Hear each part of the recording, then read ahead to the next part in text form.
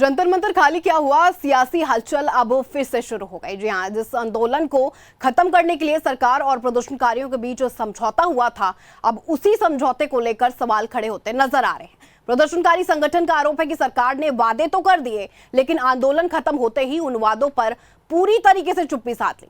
अब 24 अगस्त यानी आज होने वाली राष्ट्रीय कार्यकारिणी की बैठक पर सभी की नजर टिकी हुई है, क्योंकि संगठन ने ये साफ संकेत दे दिए हैं कि वादे पूरे नहीं हुए तो जंतर मंतर पार्ट 2 भी हो सकता है। यानी छात्रों का आंदोलन खत्म जरूर हुआ था, लेकिन मामला पूरी तरीके से खत्म नहीं हुआ। देखिए इसी के लिए हमारी ये खास रिपोर्ट। 1 महीने पहले तक जंतर मंतर पर छात्रों का जमावड़ा था, नारे थे,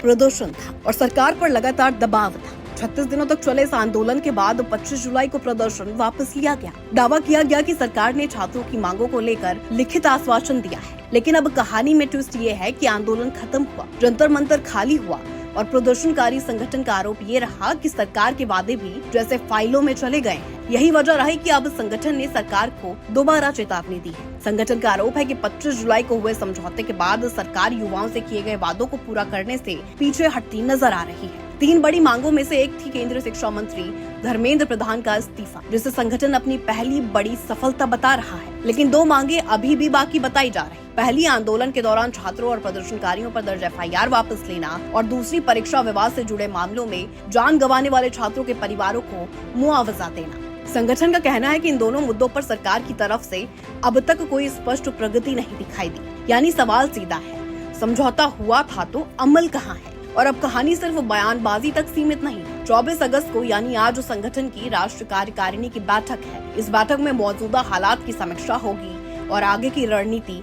तय की जाएगी। संगठन पहले ही कह चुका है कि अगर वादे पूरे नहीं हुए तो देशव्यापी शांतिपूर्ण आंदोलन दोबारा शुरू किया जा सकता है। मतलब जंतर मंतर से घर लौटे छात्र फिर जंतर मंतर लौटने की तैयारी कर सकते हैं।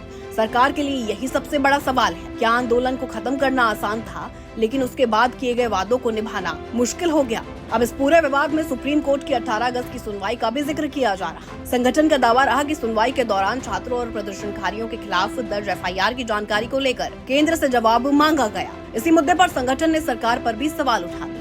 हालांकि यहाँ ये साफ कर देना जरूरी है कि संगठन की तरफ से लगाए गए आरोपों और दावों पर अंतिम तस्वीर सरकार के जवाब और आधिकारिक कार्रवाई से ही साफ होगी। फिलहाल इतना तय है कि मामला दोबारा गर्म हो रहा है।